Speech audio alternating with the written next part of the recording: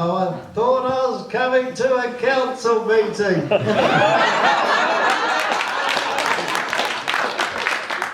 now I remember, and I'm surprised there's so many people here come along to see me make a fool of myself.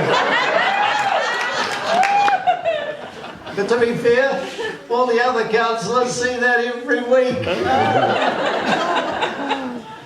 I'm glad it's not a council meeting.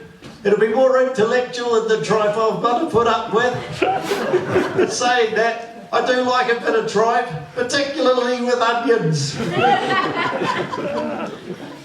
The other councillors would prefer me to stay in Timaru, because you never know, Nigel Bowen's not going to be mayor forever.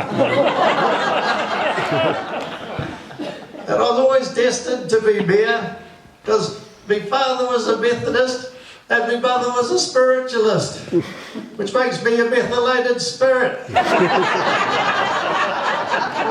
I just float from city to city. And as I've always said, I don't care where as long as I'm mayor.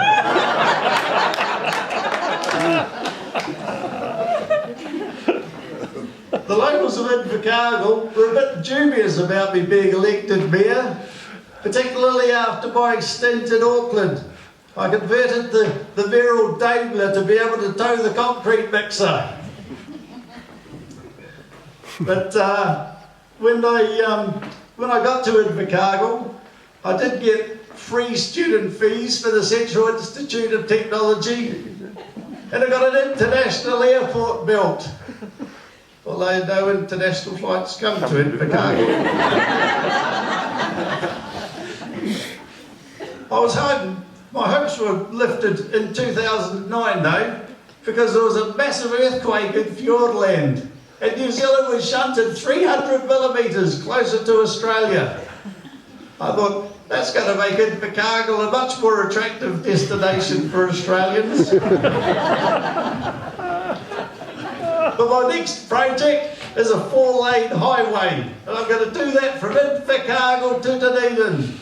But somebody told me New Zealand drivers weren't very good.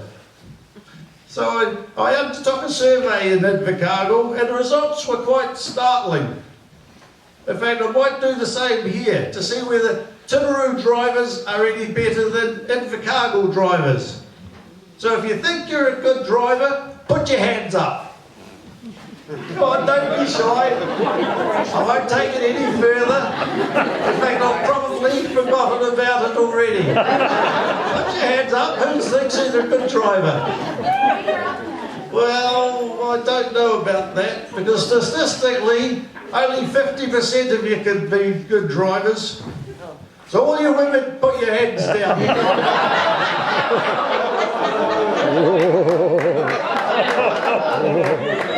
It's funny how you go through life thinking one thing and all of a sudden that all changes.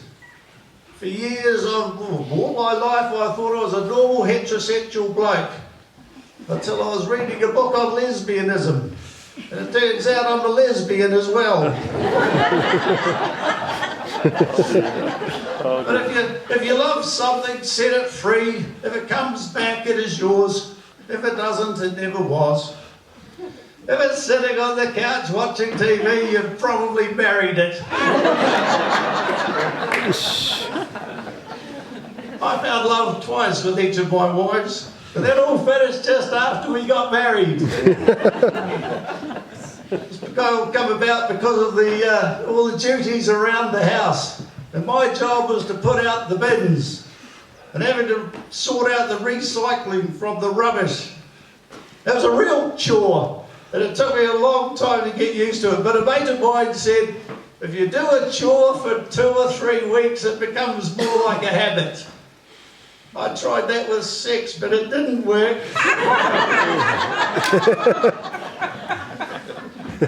But this COVID thing's a bit upsetting, particularly with all those lockdowns and everything. And it's funny how it all affects different people differently.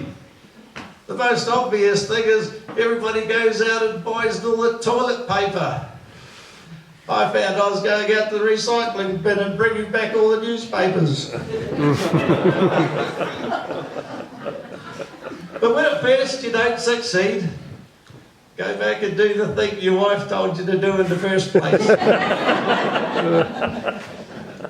Our marriage was like a deck of cards. It starts out all hearts and diamonds and ends up spades and clubs. The other thing I'm concerned about is this euthanasia bill that's just been passed. You know, not that I'd do anything like that, but it's my children, you see. They don't like me that much. They took me to the doctors the other day, and I came away thinking my days were numbered. Youth of today. For saying that, euthanasia are probably no different to the youth in New Zealand.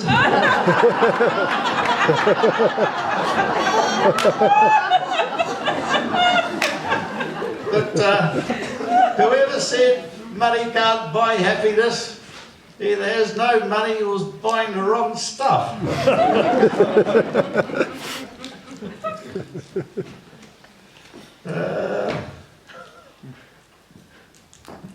Oh! Somebody broke into my internet account the other day. Oh, but before we do that, I know what it's like talking about youth and children, childbirth. I know all about that. When I was younger, I had a moustache. And one day I got the hair of my moustache caught in the tab of the beer can. It was excruciating.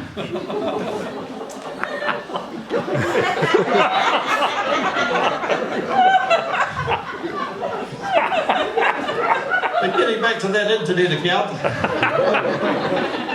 somebody broke into it.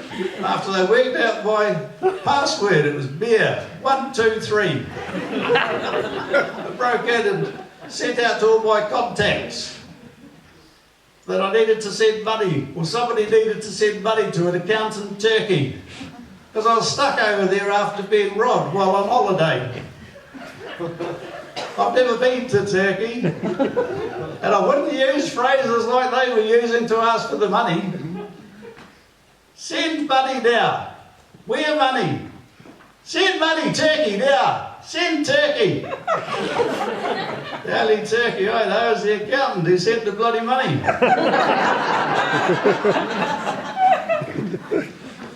But a good friend of mine, in spirit anyway, and his Japanese wife said, Yoko and I, we're quite prepared to be the world's clowns. If by doing so it'll do some good. The world's pretty serious at the moment. Now that quote is probably as relevant in today's world as what it was in 1970s.